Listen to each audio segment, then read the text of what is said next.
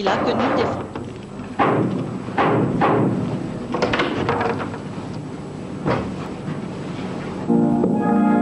Paris, samedi 12 septembre 1992.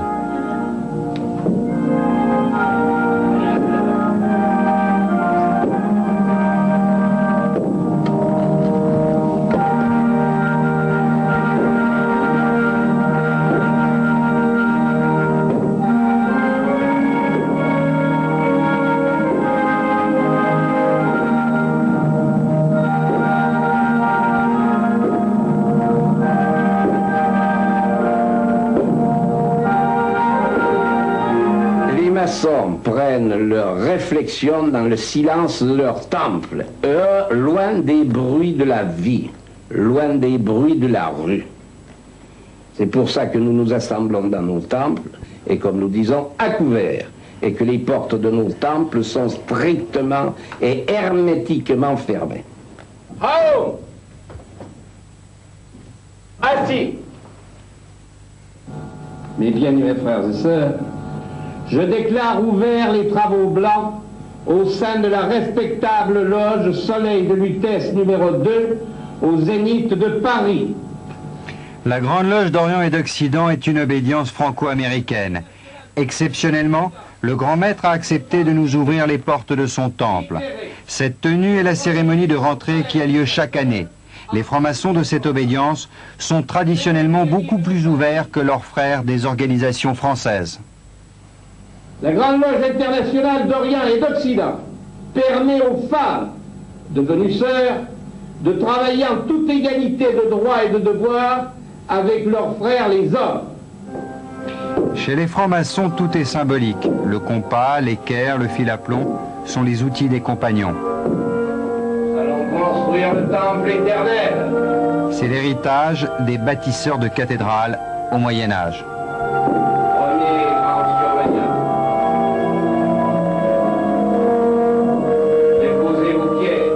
Les objets que vous avez vus assemblés ont une signification pour le maçon.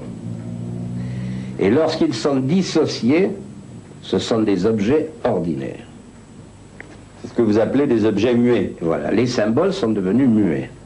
Le grand public ou la personne qui peut interpréter, comme vous avez peut-être essayé de le faire, certains symboles ne peut le faire que lorsqu'elle est devenue maçon elle-même. Debout. Alors.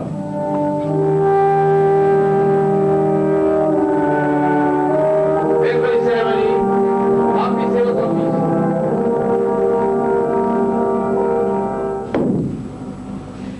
Voilà pourquoi les francs-maçons interdisent aux profanes de pénétrer dans leur temple, car ce rituel peut paraître surprenant et désuet à celui qui n'est pas initié.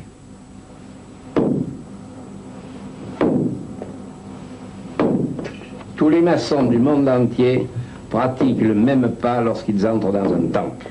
On dit à moi mes frères.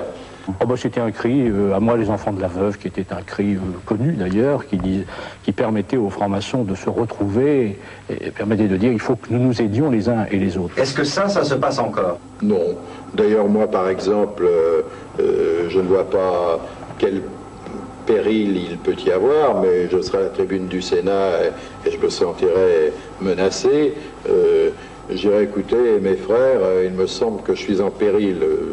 Au moins tout le monde pourrait comprendre, plutôt que de faire un signe symbolique qui échappe à ceux qui risquent de vous attaquer. Est-ce qu'il y a aujourd'hui ce qu'on pourrait appeler un vote maçonnique? Ce que je pense, c'est qu'il y a un certain nombre de parlementaires qui orientent leur vote, non pas en fonction de consignes, il n'y a jamais eu de consigne de vote depuis la guerre, jamais de consigne de vote de la part de la franc-maçonnerie, mais orientent leur vote en fonction de ce que nous appelons un certain nombre de vérités, c'est-à-dire un certain nombre de choses que nous croyons, les principes de la démocratie, la lutte contre Vichy, un certain nombre de principes qui font que un franc-maçon, spontanément, si c'est véritablement un maçon, c'est qu'il ne peut pas voter d'une certaine manière et qu'il doit voter en son âme et conscience pour justement défendre ces valeurs qui sont au fond ces valeurs de la République. Qu'est-ce qui prime, son appartenance politique ou son appartenance maçonnique? C'est normalement son appartenance maçonnique, c'est-à-dire que Pour la plupart des votes, cela n'intervient pas. Mais je peux citer, si vous voulez, une anecdote. Vous vous souvenez de cette affaire Touvier, qui est relativement récente. Et au moment où le jugement est tombé, nous étions en séance. Et un certain nombre de parlementaires sont intervenus, spontanément. Et l'un des parlementaires, que je ne voyais pas bien parce que je suis myope, et qui était dans le groupe de l'opposition, qui était dans la partie droite de l'Assemblée, a fait une intervention que j'ai trouvée tout à fait remarquable. Vraiment tout à fait remarquable, je n'ai pas un mot à changer. Et j'ai découvert après que c'était justement un de mes frères qui avait donc fait une intervention très maçonnique, en rappelant les principes essentiels de la démocratie, notre attachement aux droits de l'homme, à la défense des libertés. Et, indépendamment de son parti politique, il avait exprimé cela d'une façon tout à fait extraordinaire. Certains portefeuilles ministériels sont traditionnellement attribués à des francs-maçons. Exemple, le ministère des Relations avec le Parlement, occupé par le frère Robert Boulin en 1976, puis par le RPR Jacques Limouzy, proche des francs-maçons. Depuis 1981, se sont succédés André Labarrère, Jean Popren, André Rossineau, Martin Malvy. Tous quatre appartiennent au Grand Orient et aux mêmes ateliers, les loges Victor Schœlcher. Louis Mermaz, nouvellement nommé, fait exception. Jean Auroux, vous êtes ancien ministre, vous êtes président du groupe socialiste à l'Assemblée. Est-ce que vous êtes franc-maçon? C'est une bonne question. Est-ce que la franc-maçonnerie est une force politique? Je pense que très honnêtement, on peut dire qu'elle a un rôle d'influence sur des réflexions de fond. Je pense au RMI, je pense à la contraception, mais je pense qu'elle n'a pas de rôle d'ingérence. Une influence certaine, car il y a bien des lois votées à l'Assemblée nationale qu'on peut qualifier de lois maçonniques, essentiellement dans le domaine de la bioéthique et de la protection sociale. Pour le revenu minimum d'insertion, RMI, nous en avons débattu, nous, en loge. Et beaucoup de frères nous ont donné des matériaux. Et c'est vrai que nous avons fait savoir, notamment par des frères socialistes, à M. Michel Rocard, qu'il serait opportun d'envisager une telle perspective, une telle ouverture. J'ai constaté, je ne sais pas dans quelles conditions cela s'est fait, mais j'ai constaté que les travaux et les propositions que nous avions formulées, nous, au sein de la fraternelle parlementaire, et également un certain nombre de sénateurs et de députés plus unis que d'autres, nous avons aujourd'hui la satisfaction de constater que le RMI a été voté. L'interruption volontaire de grossesse. C'est à la suite de travaux maçonniques que j'ai déposé en 1971 le texte qui est devenu le texte de Madame Veil, le texte du gouvernement, mais qui était moins généreux que le mien. Mais voilà un texte qui a été élaboré par les loges. Une loi qui fit à l'époque l'effet d'une bombe... L'exemple le plus caricatural reste la loi Neuwirth sur la contraception. Lucien Neuwirth n'est pas franc-maçon, mais le texte de la loi est un pur produit de la Grande Loge. Il est vrai que les réflexions qui ont été, les études qui ont été conduites dans les différentes loges maçonniques m'ont apporté le fruit de réflexion que j'ai utilisé dans la façon dont moi-même j'ai mûri ma réflexion personnelle. Vous savez, la loge est ce que j'ai appelé depuis fort longtemps le laboratoire de la société. Si bien que la contraception, l'accouchement sans douleur, pour ne citer que cela, ont fait l'objet d'études, mais bien avant que le législateur français ne s'empare de ce problème. Le jour où le législateur français s'en est emparé, c'est qu'il y existait déjà une pression de la rue, si je puis dire. Mais pour nous, le problème était résolu depuis bien des années avant, puisque ce qui était un point sensible pour nos concitoyens avait depuis longtemps trouvé dans notre creuset sa solution. Laboratoire de la société, définition séduisante mais un peu vague. Quel est exactement le travail des francs-maçons dans le silence de leur temple? Interdit aux profanes, il n'est pas possible d'assister aux travaux des loges. Monsieur Popren, êtes-vous franc-maçon? Oui, comme c'est notoire. Qu'est-ce qui se passe quand vous mettez votre cordon, votre tablier, et que vous êtes dans une loge? Qu'est-ce qui s'y passe? Mais vous le savez, je n'irai pas au-delà, car les règles même de notre ordre ne me le permettent pas, et je considère que j'y ai souscrit et que je dois les respecter. Avant tout, un travail de réflexion, d'approfondissement, oui, de réflexion collective. Nous sommes dans le temple Lafayette, où se réunit ma loge, la loge Paris, loge dans laquelle j'ai été initié il y a 47 ans. Alors on se réunit 2 fois par mois, les mardis soirs, pendant 3 heures. Eh bien, vous voyez, là-bas, au fond, il y a le plateau du Vénérable, c'est-à-dire le bureau de sa présidence. Vous avez ici le plateau du premier surveillant et ici le plateau du second surveillant, je vous expliquerai tout à l'heure pourquoi. Et puis ici le secrétaire qui est la mémoire de la loge, et là l'orateur qui est le gardien de la Constitution du Grand Orient et du règlement intérieur de la loge. Alors qui siège quand? Alors, ceux qui ont été initiés, bien entendu. Il y a des jeunes, il y a des vieux, il y a des nouveaux, il y a des hommes venant de tous les horizons sociaux, des gens très importants dans la société civile, dans la société politique, dans la société administrative. Des ministres, des députés? Des ministres, des députés, des généraux, des préfets. Hein.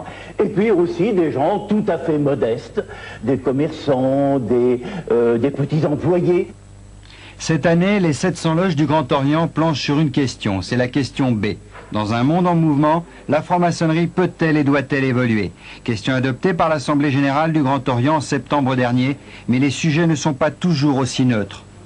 L'année dernière, nous avons beaucoup travaillé sur les données de l'immigration et les solutions qu'il fallait apporter à ce problème. Voilà un problème très concret. Le travail en loge peut déboucher sur une action politique au sens propre du terme. La Nouvelle-Calédonie en est une illustration.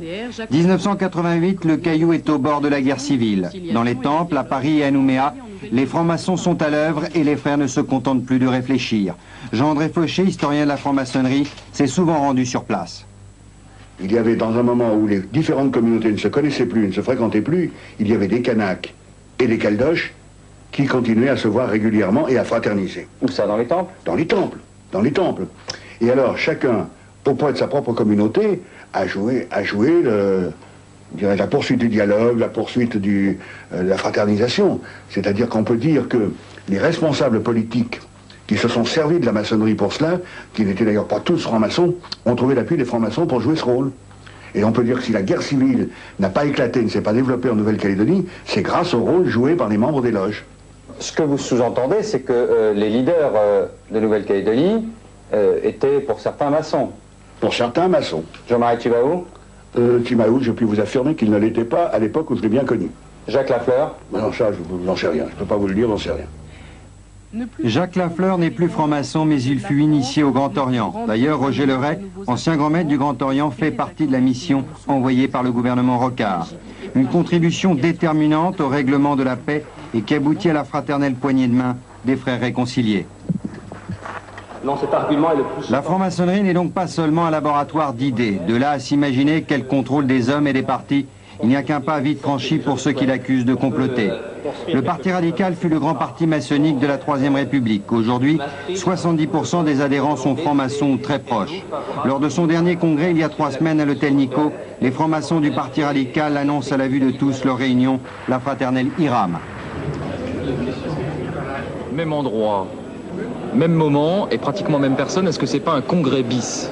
Vous savez, il y a longtemps que la fraternelle radicale ne fait plus un président du parti radical ou n'impose plus telle ou telle option ou telle direction au parti. D'abord parce qu'elle ne le souhaite pas. Donc dans la fraternelle, ce soir, pas un mot sur l'élection du président? Oh, sûrement des mots de sympathie, mais pas de directive de vote, ça va de soi. Est-ce que le fait d'appartenir à la Grande Loge féminine de France a été pour vous un marchepied dans votre carrière politique? Non, non, non, sûrement pas. Sûrement pas. Non, non, c'est d'ordre privé, encore une fois. Et ça, ce sont encore des histoires que l'on rencontre dehors. Peut-être qu'autrefois, je ne sais pas. Et puis chez les hommes, c'est peut-être différent. Moi, je suis dans une obédience féminine. Quand vous étiez ministre, une sœur franc-maçonne vient vous voir en vous disant « Voilà, j'aimerais avoir tel boulot » ou que tu me fasses sauter ce PV. Qu'est-ce que vous lui répondez? Ça dépendait de la personne. Si c'était une amie très très proche, que j'aurais aidé de toute façon, même si je n'avais pas été ministre, j'essayais de voir si je pouvais faire quelque chose, mais ça ne réussissait pas toujours.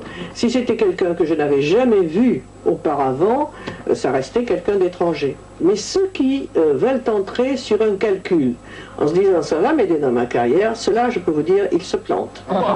Pourtant, l'opportunisme n'est pas toujours absent des loges. Les frères appellent cela la maçonnerie alimentaire. Par exemple, je peux vous dire que moi, j'ai reçu une lettre d'un franc-maçon de gauche qui me disait: est-ce que tu pourrais intervenir auprès de notre frère Charles Hernu? Je voudrais avoir la Légion d'honneur. Après 20 ans, les autres se servent, c'est maintenant notre tour. Roger Leray, qui était le grand maître du Grand Orient à l'époque, a été obligé d'écrire une lettre. Il a été obligé d'écrire une lettre que j'ai approuvée pleinement, et Charles Hernu également, qui a été diffusée dans toutes les loges, en disant d'abord qu'il ne fallait pas que chaque maçon se mette à écrire à un ministre ou un homme de son cabinet s'il supposait l'être, et qu'il commence à demander n'importe quoi. Mais la franc-maçonnerie, c'est une société d'hommes, donc c'est pas parfait, c'est partout pareil. Avec le compas et l'équerre. Les francs-maçons n'ont jamais eu pour vocation la prise du pouvoir politique, mais ils n'ont jamais cessé d'être les incontournables conseillers du pouvoir. Nous n'avons pas droit au